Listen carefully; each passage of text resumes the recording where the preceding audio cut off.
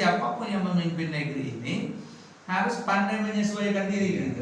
Dan kalau memang tidak bisa menyesuaikan diri, ya minggir saja. Assalamualaikum enci-enci, tuan-tuan dan puan-puan. Kembali lagi di SBS Channel. Terima kasih udah klik video ini. Tonton video ini sampai habis ya. Jangan kemana-mana, biar kami aja yang cari informasinya kemana-mana. Jangan lupa tekan tombol like, komen, dan subscribe yang ada di bawah video ini. Terima kasih ya.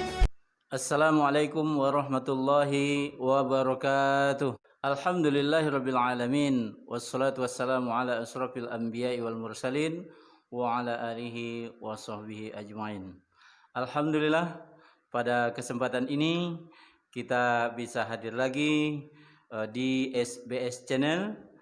Malam ini kita akan berbincang-bincang lagi tentang pemilihan pemimpin.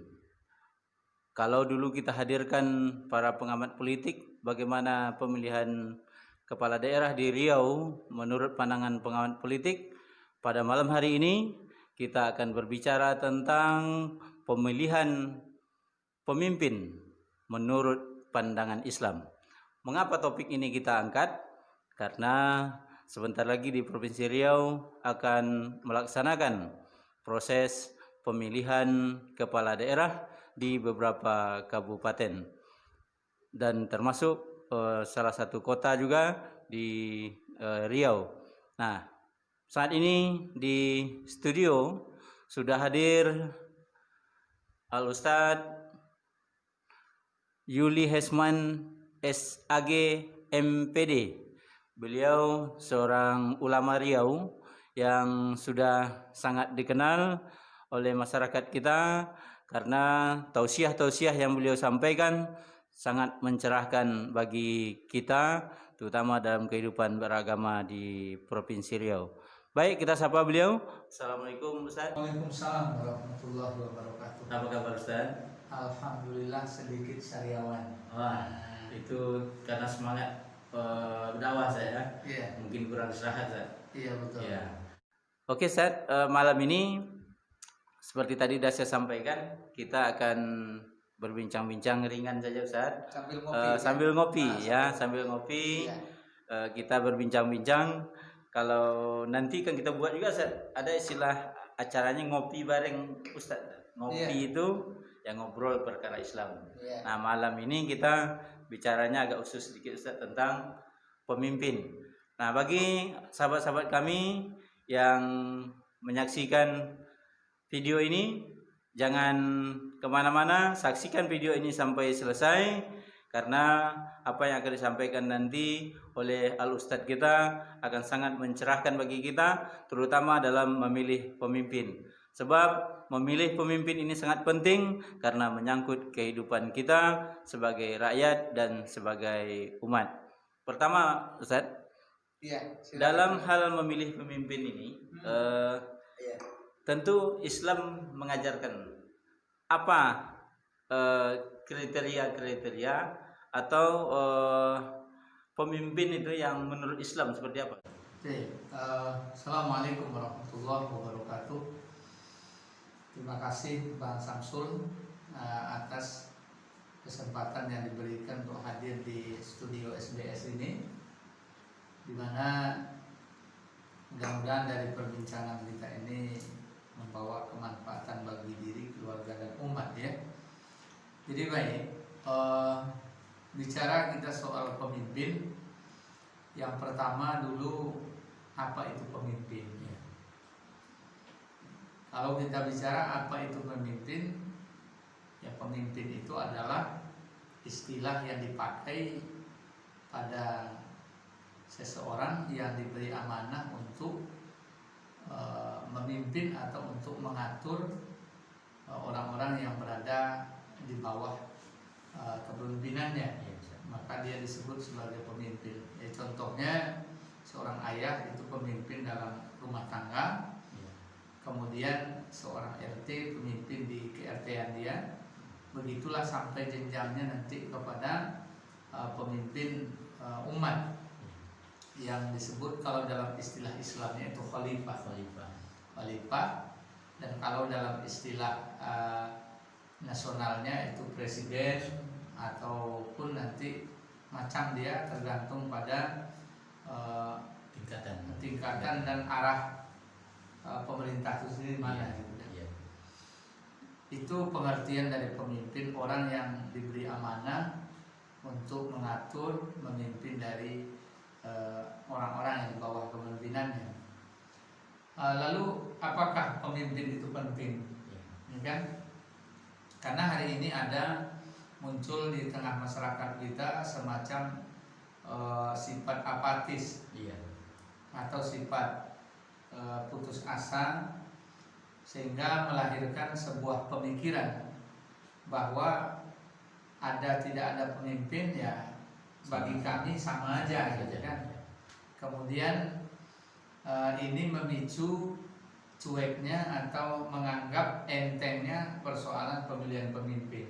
Nah, tentunya ini tidak pas dan ini tidak boleh terjadi pada kehidupan kita, karena bagaimanapun juga pemimpin itu wajib hukumnya ada. Wajib, ya, ingat, wajib. Arti wajib di sini apa? Berdosa kita kalau kita tidak punya pemimpin. Tidak punya pemimpin sesaat itu lebih buruk akibatnya daripada hal yang lain. Inilah dalam pentas sejarah kita tengok bagaimana jenazahnya Nabi SAW yang wafat pada hari Senin itu belum diurus oleh sahabat-sahabat senior seperti Abu Bakar, Umar. Malah mereka menyibukkan diri untuk berunding, bermusyawarah, memikirkan siapa yang akan menjadi pemegang tongkat komando umat ini. Karena buruknya ada ketika tidak ada pemimpin, yang terjadi itu adalah centang perenang, mudah dikuasai oleh musuh, dan tidak tercapainya cita yang diinginkan. Jadi satu hal yang ingin saya tegaskan, yaitu jangan menganggap cuek, jangan menganggap remeh, jangan menganggap apa adanya persoalan pemilihan pemimpin, karena memilih pemimpin itu hukumnya wajib bagi setiap kita, maka bertanggung jawablah dalam memilih kepemimpinan. Oke, saya sebelum Ustaz mungkin lebih jauh menjelaskan terkait pentingnya pemimpin ini. Kalau saya tidak salah, ketika kita berjalan lebih dari satu orang saja, itu harus menunjuk pemimpin. Dalam hadis Rasulullah Shallallahu Alaihi Wasallam bersabda, apabila kalian safar ya, apabila kalian berjalan tiga orang ya. Apabila kalian berjalan 3 orang, maka hendaklah satu di antaranya diangkat menjadi amir. Amir itu juga nama lain dari pemimpin. 3 orang saja. Nah, sementara kita ini bukan 3 orang lagi, ini ratusan ribu. Ya, artinya begitulah pentingnya pemimpin menurut Islam gitu. Iya. Hanya dalam 3 orang saja sudah wajib ada satu pemimpin. Posisinya hanya sedang dalam perjalanan. Iya. Apalagi ini kita dalam sebuah katakanlah kabupaten, kota gitu. Artinya pemimpin ini bukan sesuatu yang bisa kita anggap remeh gitu. Bukan. Kemudian sebelum saya jawab, bahkan dalam hal doa pun katanya kalau kita hanya tinggal satu aja doa yang boleh kita bahkan doa yang kita minta itu adalah pemimpin yang adil gitu. Itu kaulnya Imam Ahmad. Iya. Imam Ahmad bin Hambal, satu di antara 4 imam mazhab itu. Andaikan Allah Ta'ala itu mengabulkan cuma satu doa, maka yang aku minta doa adalah pemimpin yang adil ya. Mengapa hal ini terjadi? Tak lain dan tak bukan adalah karena dampak atau pengaruh kehadiran pemimpin yang adil ini luar biasa ya. Kalau sifatnya kesolehan itu hanya kesolehan pribadi, dirasakan oleh pribadi. Tapi kalau pemimpin yang adil, ini ya seberapa banyak orang berada di bawah kepemimpinannya, begitu akan merasa. Tadi sudah saya jelaskan bahwa begitu pentingnya pemimpin gitu. Ya. Namun dalam perjalanan demokrasi kita melihat begitu banyak masyarakat yang sebetulnya cuek saja gitu dengan pemimpin ini, karena mereka menganggap seperti yang Ustaz sampaikan di awal bahwa siapapun yang nanti pemimpin kita ini tetap kayak inilah. Itu gimana? Ya, baik. kaum muslimin dan muslimat serta rekan-rekan sebangsa setanah air atau di mana saja berada, ucapan yang mengatakan tidak ada pemimpin, siapapun yang naik jadi pemimpin, kami adalah seperti ini juga, sebenarnya itu adalah ungkapan apatis namanya. Apatis itu artinya keputusasaan. Padahal sesungguhnya pemimpin mana saja warnanya itu pasti akan mempengaruhi kita, suka tidak suka. Ya, kenapa? Karena tidak ada satu urusan yang tidak terhubung dengan pemimpin. Nggak ada yang enggak. Coba apalah yang tidak ada, coba. Yang tidak ada pasti ada hubungannya dengan pemimpin. Semuanya berhubung dengan pemimpin. Mungkin kalau dikalkulasikan atau diidentifikasi secara garis besar memang betul ada bidang ekonomi, ada bidang politik, ada bidang sosial, pertahanan keamanan, ya kan? Tapi semuanya itu nanti terangkum pasti muaranya itu ke arah pemimpin juga. Hulunya pemimpin, muaranya juga pemimpin. Itu. Ya, tapi pada malam hari ini kalau kita mau ulas lebih jauh itu sebetulnya kan akibat kegagalan demokrasi kita, akibat kegagalan pemimpin kita. Tapi kita nggak bahas itu malam ini, kita lebih melihat bagaimana pemimpin itu menurut Islam, bagaimana pemimpin ideal sebetulnya menurut Islam itu. Maka sengaja kita awali tadi pengertian pemimpin, kemudian pentingnya pemimpin, dengan harapan yang apatis tadi menjadi sadar, oh iya ternyata rupanya pemimpin itu perlu gitu. Nah, kalau dalam diri setiap masyarakat itu sudah muncul sebuah sifat pentingnya pemimpin, maka mereka tidak cuek. Nah, sekarang masuk kita ke poin 3-nya, pemimpin yang kayak mana yang harus kita ambil kan gitu. Nah, maka Islam memberikan rambu-rambu dalam memilih pemimpin ini. Kita buka dalam Quran, kita buka dalam hadis, ya paling tidak ada beberapa hal yang bisa kita jadikan patokan dalam memilih pemimpin itu. Yang pertama, pemimpin itu adalah orang yang beriman. Orang yang beriman. Apa itu orang yang beriman itu? Orang yang beriman itu orang yang koneksinya dengan Allah itu lancar. Bagus itu. Mengapa ini yang pertama saya paparkan untuk kriteria pemimpin itu? Karena ketika seorang pemimpin itu duduk nanti menjadi pemimpin membawahi sekian banyak rakyatnya, itu cantolan dia adalah Allah Subhanahu wa taala, zat yang memiliki semuanya. Nah, di situ ada dua dimensi yang didapat. Dimensi pertama, dia tidak putus asa dalam mengelola daripada rakyatnya karena ada tempat yang tol, yaitu Allah Ta'ala. Yang kedua, dia tidak akan meremehkan atau menipu daripada rakyat karena juga Allah menjadi cantolannya. Dia yakin, dia percaya bahwa kepemimpinan itu diawasi oleh Allah dan wajib dipertanggungjawabkannya di akhirat besok. Sehingga saya di dalam beberapa pengajian menyampaikan, kalaulah kita dapat pemimpin yang beriman, memang cerita ini perlu juga kadang kita ketengahkan, tapi dengan sistem pemerintah kita yang seperti sekarang mungkin tidak masuk ya. Tapi paling tidak ini menjadi spirit. Contohnya Umar bin Khattab ketika berpatroli mengetahui ada rakyat yang tidak makan, maka dia sendiri yang memikul daripada bahan makanan, sampai silanya sahabat yang mengiringi beliau meminta saya yang mikulnya. Tapi apa jawabnya? Ini urusan Umar. Besok di akhirat Umar yang akan minta tanggung jawab. Apa kamu bisa memikul dosa Umar? Ini kan karena iman ini. Karena nyantolnya langsung ke Allah. Jadi perasaan itu muncul sehingga akhirnya Umar ini mengambil kebijakan, ini urusan saya. Itu juga yang mewarnai ketika Rasulullah mau wafat. Masalah hubungan dengan sesama manusia, kisah daripada ada satu kisah yang membuat kita menangis ya. Bagaimana pembelaan dari sahabat-sahabatnya, tapi Nabi mengatakan ini urusan antara Muhammad dengan Ukaisah. Kasah ya. Iya.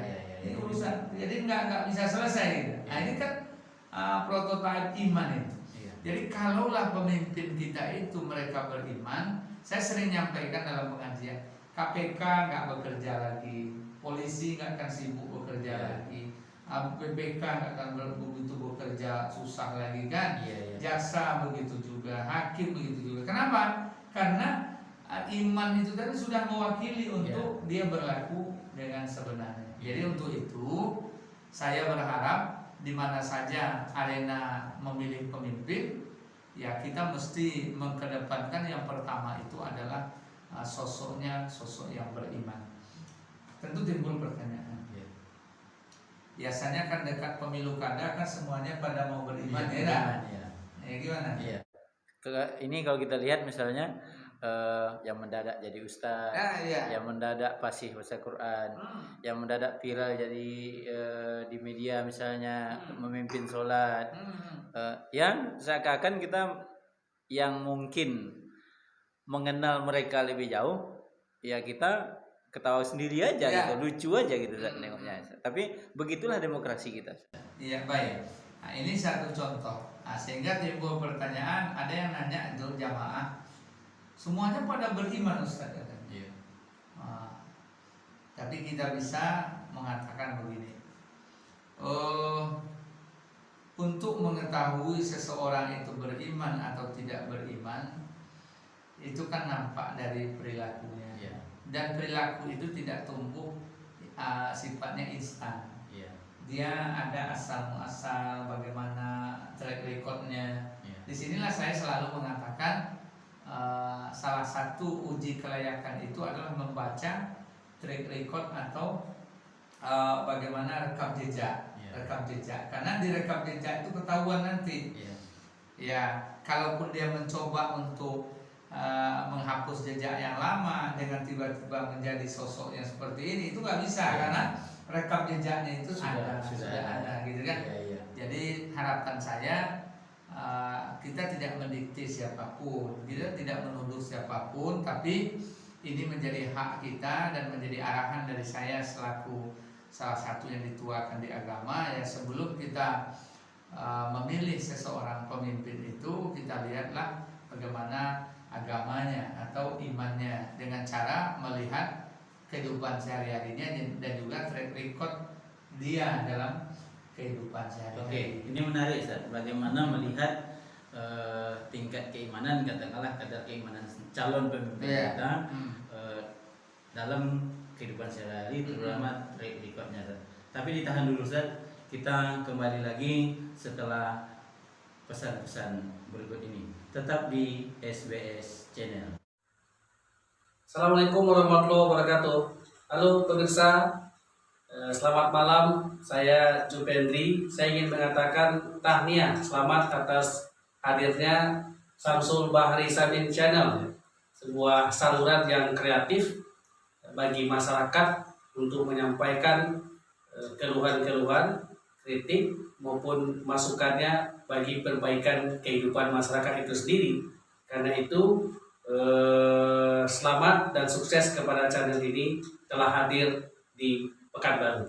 Assalamualaikum warahmatullahi wabarakatuh. Assalamualaikum enci-enci, tuan-tuan dan puan-puan. Kembali lagi di SBS Channel. Terima kasih udah klik video ini. Tonton video ini sampai habis ya. Jangan kemana-mana, biar kami aja yang cari informasinya kemana-mana. Jangan lupa tekan tombol like, komen, dan subscribe yang ada di bawah video ini. Terima kasih ya. Baik, kita kembali lagi di SBS Channel dalam dialog memilih pemimpin menurut Islam. Nah, bagaimana Islam mengajarkan kita, memandu kita dalam memilih pemimpin. Nah, saya sekarang bersama dengan Ustadz Yuli Hesman SAG MPD. Beliau ini ulama Riau yang petuah-petuahnya perlu kita dengarkan dan perlu kita simak, perlu kita cermati, terutama dalam hal memilih pemimpin, karena sebentar lagi di Riau beberapa kabupaten kota akan melangsungkan pemilihan kepala daerah. Jangan sampai kita salah dalam memilih pemimpin, apalagi melanggar apa yang diajarkan oleh agama kita.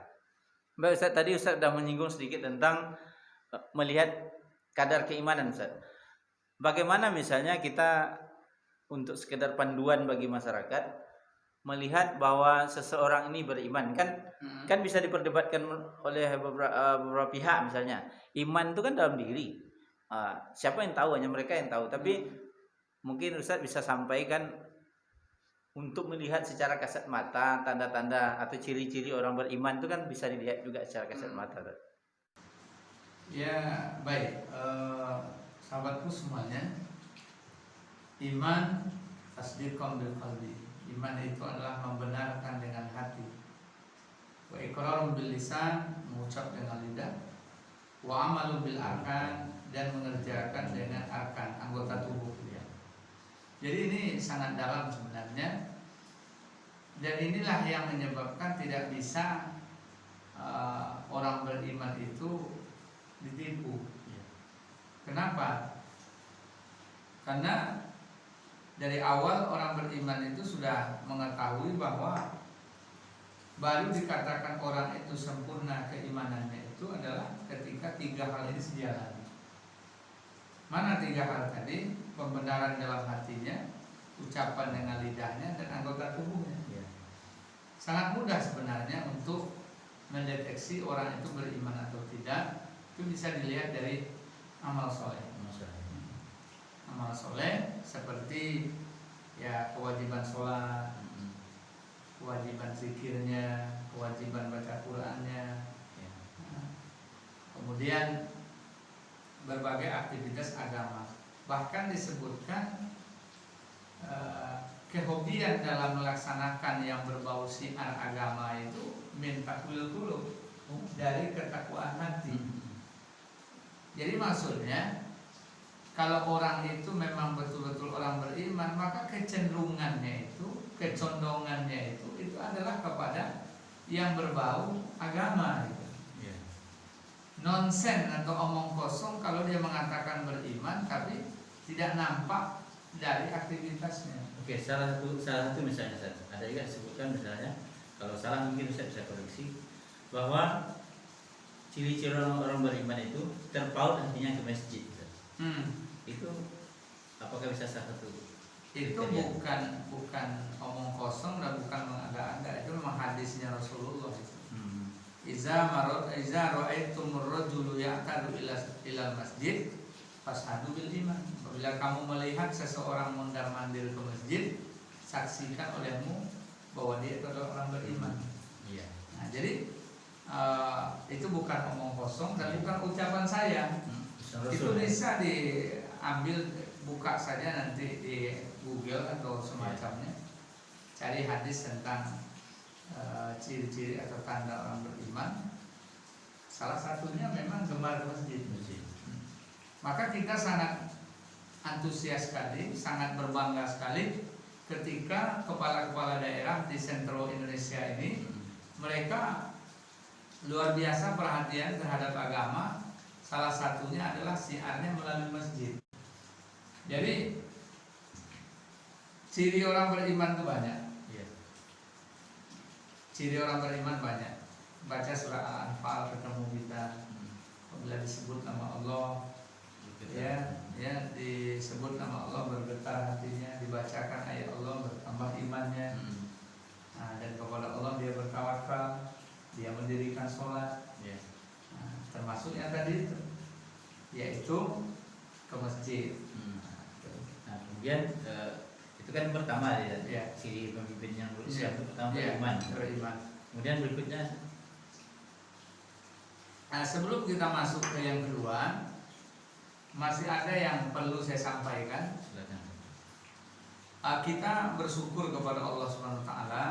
Saya sebagai putra Rokan Hulu, sangat bersyukur kepada Allah dikenalnya Kabupaten Rokan Hulu itu melalui Masjid Agung Islamic Center.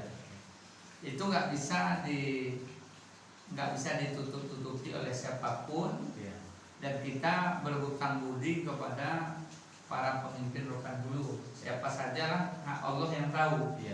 Ya, kita tidak sebutkan siapa-siapa orangnya, tapi seluruhnya yang terlibat di sana kita berterima kasih, dan semoga itu menjadi amal jariah. Maknanya sebagai putra Kabupaten Rokan Hulu berharap juga supaya keberadaan Masjid Agung yang sudah menjadi ikon atau menjadi mercusuar terkenalnya Rokan Hulu, negeri Seribu Suluk, ini mesti diurus serius. Artinya diurus serius itu dikembalikanlah jati dirinya, ya untuk apa? Untuk bagian dari simbol utama keberadaan negeri Seribu Suluk. Saya tanya dulu, Ustaz. Ada pernyataan Ustaz tadi, dikembalikan jati dirinya, Ustaz. Artinya sekarang lagi kehilangan jati diri, Ustaz. Baik, saya tidak mengatakan bahwa sekarang kehilangan jati diri, tapi bias dari kondisi, bias dari keadaan yang ada, apapun namanya dan apapun alasannya, terjadi penurunan. Dari sana sini segala macam terjadi penurunan, dan ini menjadi kewajiban bersama, terutama para pemimpin yang nanti memimpin Rokan Hulu ini. Kita titipkan juga amanah, uruslah agama ini, salah satunya adalah urus kembali Masjid Agung itu secara mantap gitu. Malah kalau bisa lebih bagus dari yang masa sebelumnya gitu. Dan ini bisa kok dilakukan selama mau duduk bersama, memanfaatkan link yang ada gitu. Insya Allah pasti bisa gitu. Iya. Oke, Ustaz, ini karena Ustaz sudah menyinggung soal Rokan Hulu ya. Saya masuk aja ke Rokan Hulu. Meski tadi sebetulnya saya masih ingin bercerita tentang pemimpin secara luas ya, tapi karena sudah menyinggung soal Rokan Hulu, salah satu yang juga akan melaksanakan pilkada, dan tadi kita juga sudah singgung masjid. Menurut saya untuk kasus Rokan Hulu ada yang menarik mungkin dibanding kabupaten kota di Riau, Ustaz. Rokan Hulu ini terkenal dengan negeri Seribu Suluk, negeri yang Islami, sehingga menurut saya pemimpin yang akan memimpin Rohul ini juga agak spesifik, Ustaz, yang harus memberi porsi yang lebih besar memang kepada agama. Itu menurut Ustaz gimana? Saya sudah sampaikan bahwa pemimpin itu tidak mesti sama. Tidak mesti sama. Apa sebab? Karena pemimpin itu biasanya lahir dari adaptasi sesuai dengan daerah di mana dia memimpin. Nah, disitulah kita harus bisa yang namanya psikologi sosial. Ketika kita berada di daerah yang mayoritas pertanian misalnya, di sana kita diberi amanah jadi pemimpin, ya kita harus menaikkan giroh atau semangat daripada rakyat itu untuk bertani. Jangan dibawa untuk membangun industri. Ini namanya kecakapan seorang pemimpin membaca situasi. Begitu sebaliknya, ketika sebuah negeri itu ini mendeteksinya sangat mudah. Ketika kita berjalan ke Rohil misalnya, kita ketemu ini negeri namanya Seribu Kubah.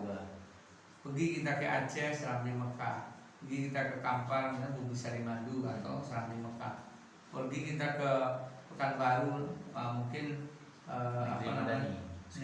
Kalau dulu Bertuah, Kota Bertuah di Sekarang Kota Madani. Kota Madani. Pergi kita ke NTB, kita ketemu nanti 1000 masjid, 1000 parit di Inhil, ya kan? Masuk ke Rokan Hulu 1000 suluk gitu. Nah, ini perlu ini psikologi sosialnya. Ada apa ini kok penamaan yang muncul? Tak lain dan tak bukan, sahabat sekalian, itu bukan kebetulan, tapi itu adalah perjuangan dari para tokoh dan petinggi negeri bahwa inilah negeri kami. Sehingga siapapun yang memimpin negeri ini harus pandai menyesuaikan diri gitu. Iya. Dan kalau memang tidak bisa menyesuaikan diri, ya minggir saja. Iya, betul. Saya tegasnya mengatakan minggir aja gitu. Iya. Kenapa? Karena tidak cocok gitu, Hmm. tidak pas gitu. Iya. Nah, maka saya mengatakan ketika negeri 1000 suluk itu sudah diberi nama 1000 suluk, ya 1000 suluk, maka yang pas sekali itu adalah bupatinya mesti bupati bersuluk. Gitu saya. Ya. Kenapa bupati bersuluk? Nama negeri Negeri 1000 suluk. Iya. Maka pemimpinnya juga harus bersuluk. Karena artinya nama 1000 suluk ini bukan nama muncul seketika. Bukan. Prosesnya sudah sangat Bukan, lama saya. lama. Iya. Kemudian, ya bagaimana Ustadz, kata sebagian, bagaimana kalau yang tidak bersuluk untuk memimpin negeri 1000 suluk? Ya kan masih ada kesempatan, ya masuk suluk lah. Begitu saya. Artinya apa? Kan ada Iya. ininya. Syukur ya, syukur tidak dibuat sebuah aturan yang mengikat. Itu Iya. biasa aja, orang dalam permainan politik kan biasa aja. Dibikinnya syarat-syarat calon. Iya. Ada kejadian tuh masjid syarat calonnya dibuatnya pertama harus putra asli. Itu ada. Ini saya bilang ini nggak boleh ini dibuat, ini masjid. Iya. Imam milih Iya. imam harus. Siapa saja. Ya, imam itu dibikinnya harus putra asli ya. Nggak bisa. Syaratnya imam tak ada Iya. putra asli. Nah, sama dengan Rokan Hulu ini. Kalau bagi saya itu termasuk rahasia, nggak perlu gitu kan. Iya, iya. Tapi kalau menyesuaikan diri dengan kultur atau kondisi daerah, Iya. ini wajib hukumnya. Apa sebab?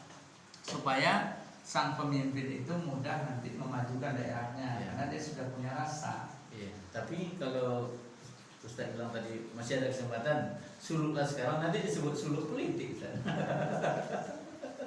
Itu urusan orang.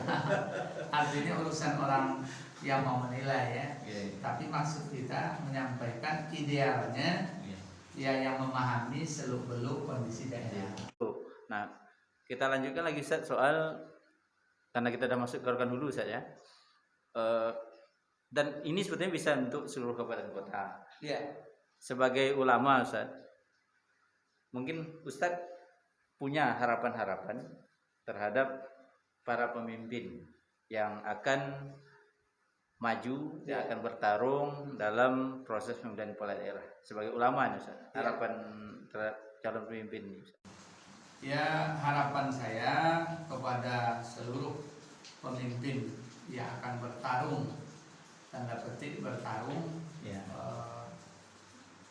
untuk duduk menjadi pemimpin, maka nasihat atau harapan atau Mungkin saran, lebih pas ini Ustaz, bukan saran kan? Karena ini ulama lebih pasnya nasihat. ya nasihat saya yang pertama adalah sadarilah bahwa jabatan itu amanah. Andaikan kita tahu betapa beratnya amanah jabatan itu, pasti kita tidak mau. Apa sebab? Karena jabatan itu pasti dimintai pertanggungjawabannya.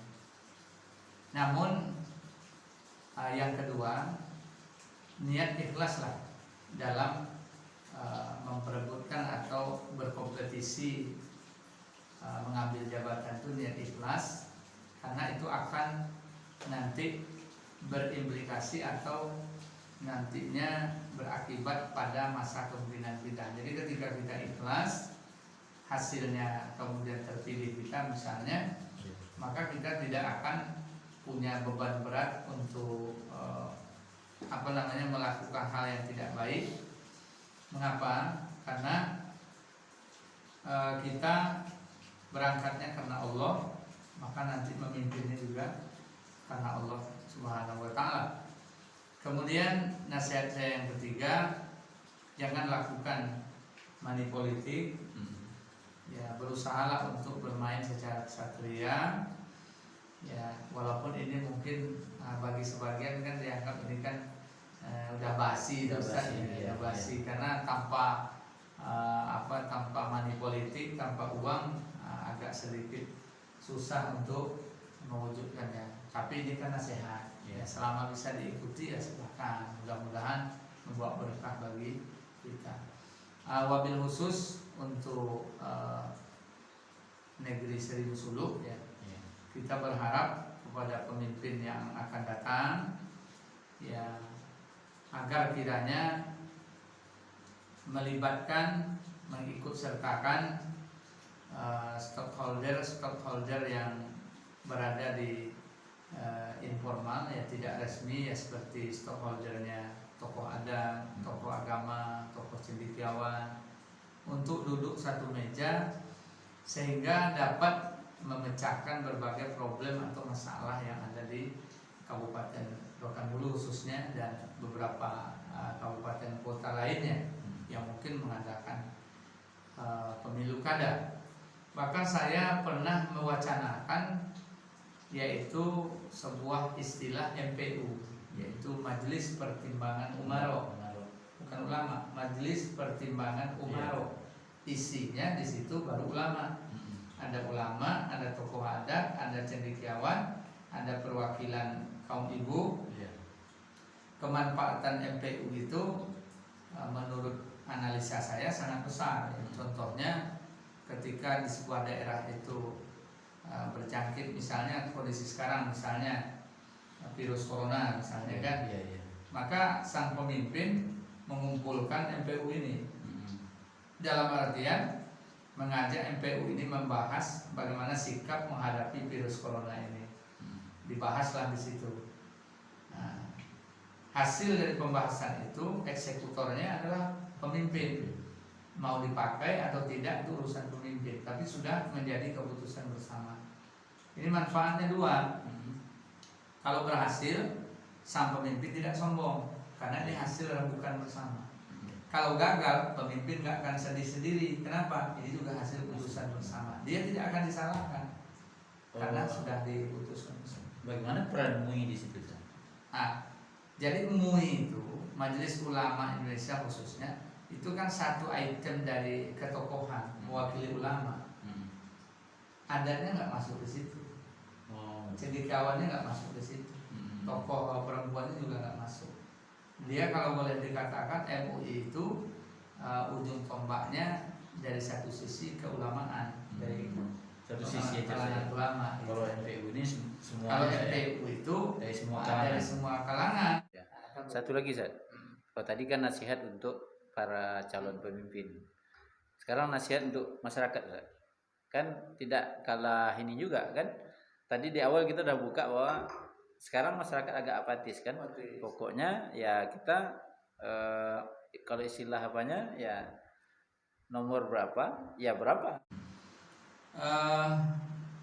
Kaum muslimin dan muslimat, sahabat sekalian di mana saja berada, ingatlah bahwa pemimpin itu adalah untuk kita. Kebaikan pemimpin kebaikan kita, keburukan pemimpin adalah akibat dari keburukan kita. Sesungguhnya Allah akan mengangkat pemimpin yang baik ke tengah masyarakat yang baik, dan Allah juga akan mengangkat pemimpin yang buruk ke tengah masyarakat yang buruk. Jadi artinya ketika kita berhayal, bercita-cita, berkeinginan dipilihkan Allah pemimpin yang baik, maka tugas kita menjadi rakyat yang baik. Dan ciri daripada rakyat yang baik dalam memilih pemimpin itu adalah memilih berdasarkan arahan daripada agamanya, kemudian memikir dengan akal sehatnya, dan yang paling penting jauhi memilih seseorang karena memperoleh sesuatu imbalan, baik itu berupa uang, benda-benda lain, ataupun janji-janji muluk. Karena sesungguhnya itu sudah masuk kategori kepada money politik ataupun masuk kepada riswah, suap menyuap, gratifikasi dan lain-lain. Jadi kalau mau pemimpin yang baik, tutup pintu, yaitu tutup pintu money politik, tutup pintu suap menyuap, pilih karena Allah Subhanahu wa taala, serahkan suara kita untuk kemenangan Dia, dan ini jauh lebih fresh. Kita tidak terbebani dan pemimpin juga tidak terbebani. Satu hal lagi, jangan hargakan diri kita serendah mungkin, karena diri kita ini dimuliakan Allah Ta'ala.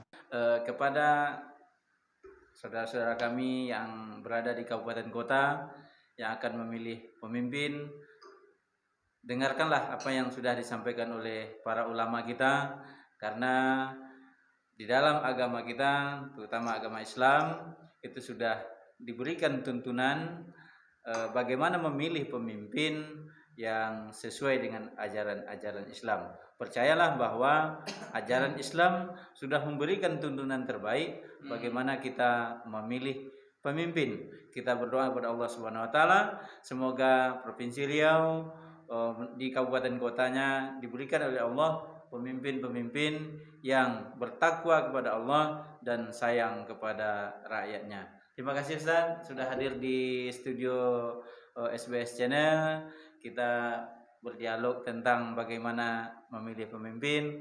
Mudah-mudahan apa yang Ustaz sampaikan ini bisa bermanfaat, bisa dijadikan panduan oleh masyarakat. Dan kepada sahabat-sahabat SBS Channel, tunggu dialog-dialog kami bersama Ustadz Yuli Esman pada pertemuan-pertemuan berikutnya, karena banyak hal yang akan kita diskusikan dengan beliau mengenai pemimpin dan mengenai hal-hal yang lainnya, termasuk bagaimana mengembangkan semangat kita untuk senantiasa meningkatkan ketakwaan kita kepada Allah Subhanahu wa taala.